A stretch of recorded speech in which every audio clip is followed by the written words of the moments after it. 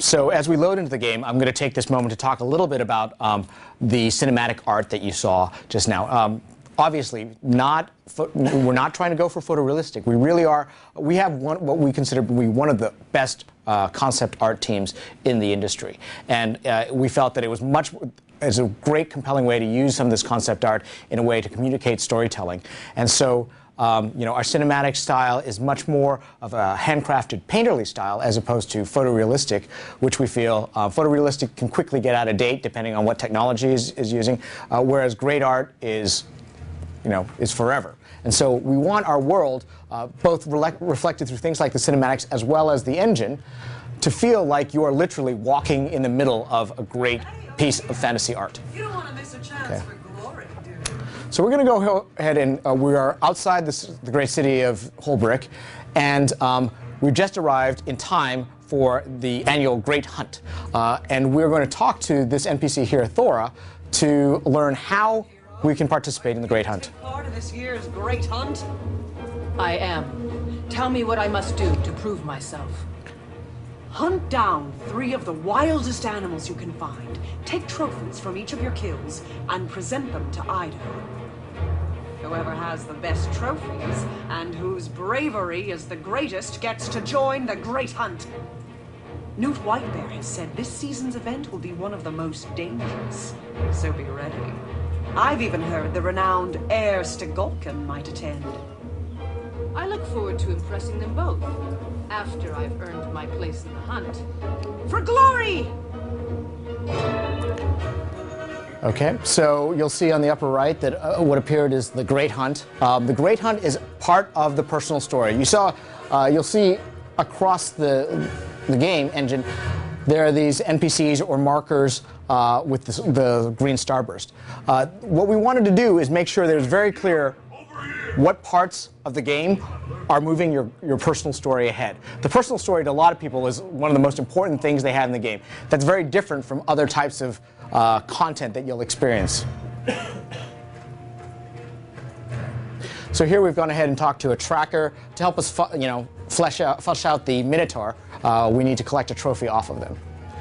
So this would be a good time for us to talk just broadly about how the Guardian plays relative to other professions.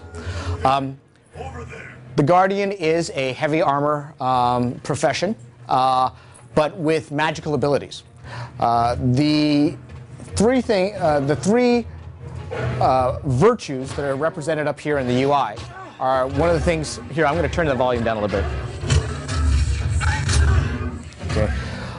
Are 3 of the things that distinguish the Guardian as a profession. Inherently, the Guardian has these 3 virtues that empower them to do mystical things, like, for one, justice. The virtue of justice allows their attacks to have a burning effect. The virtue of courage allows them to shrug off blows. And the virtue of resolve enhances their self-healing abilities. Now, these are incredibly powerful abilities that make the Guardian a force to be reckoned with. But what makes the Guardian very distinct is that the Guardian can then choose, when they're surrounded by other players, to sacrifice a virtue in order to benefit the greater good. So a Guardian, when surrounded by other players, is always left up with the choice, like, am I better off powering myself with my virtue, or am I better off sharing it with a broader group of people and enhancing them? So the Guardian has this ability to have a great support role within any encounter with lots of other people. So as we go through the hunt, you'll see one of the things that Sarah just did is interact with the environment to bait the trap to summon these skelk. It was very important for us to go ahead and have elements in the environment that you can actually, interact with, do things with, and again, be more immersed. Let's see. So we've gone ahead. She's been very efficient. She's gone ahead and collected all of the trophies needed. So now we are going to present these to Ido the Tanner and hopefully get qualified for the Great Hunt. As we run through this area, if you've seen the human area that we showed last year, you'll notice that the field, the appearance, all the ambient weather effects are great at kind of setting the mood for the Norn environment, which is this misty morning, Nordic feel. Hail, Hunter. I'm the local leather worker. I know them. Show me your kills, and I'll make them into trophies you'll be proud to show at the moot. Drinking, singing, and boasting. I love a good old-fashioned moot. Others say they're parties for holidays, but I say everyday lives worth celebrating. Hey, Newt, look at these impressive trophies. Worthy of the great hunt, I'd say. Indeed.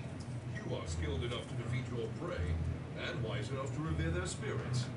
You are worthy to join in this year's great hunt. By my own hand, I brought the mighty worm Sormir. He waits above in the plateau for one such as you to challenge him. The great heir Stegalkin watches over him now, waiting for the hunt to commence. When it is time, you and the others will go to the high ground over the valley. There you will face Sormir. Claim victory, if you can.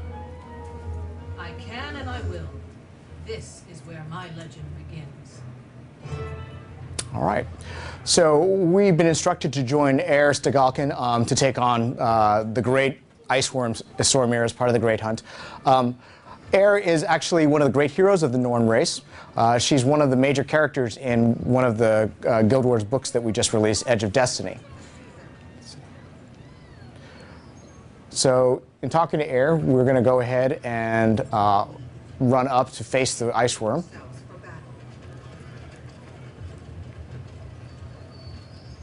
May snow leopards spot danger in your path. So we're being joined both by other players that we have joining us from ArenaNet, and as well as NPCs. And the wisdom to understand. Walk with the pack. In the eyes of Wolf, we are all brothers and sisters. And as we enter the area, you'll go ahead and see that we have your first dynamic event. Immediately, you don't have to talk to an NPC. It appears in the upper right-hand corner. You see a description of the event as well as the progress bar for how far in the event it's gone. We can immediately enter the event and start participating. We can be helping these other players. And again, we aren't competing with these other players for XP. As long as we participate in this event, we will go ahead and get full XP, and so will the other players who participated. We've gone ahead and we've entered the next phase of this dynamic event. We defeated the small ice worms, and that has roused the big ice worm, the giant ice worm, Sormir. There's our prey. So, as we mentioned, in our combat, we never want somebody to just be standing necessarily in one place hitting the same button over and over again. We don't consider that to be fun combat. It's very important that you... Wow. That was fast.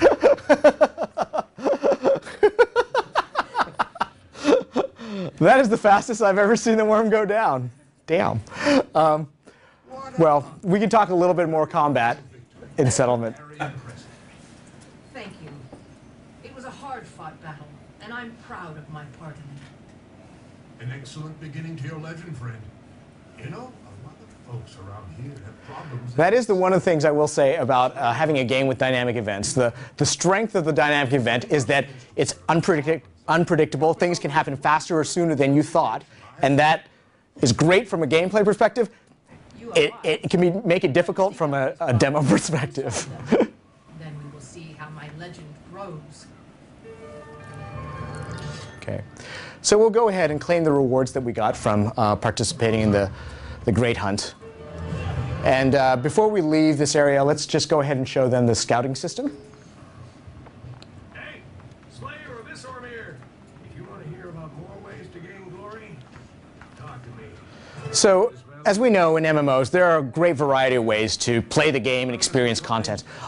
There are people who just love to explore completely freeform and discover things as they come. And you know, Guild Wars 2 is going to be great for that because they'll be able to experience whatever dynamic events they run into. However, there are certain people who would prefer that an MMO do a better job of telling them where to go, what to do. And for that reason, we had the scout system.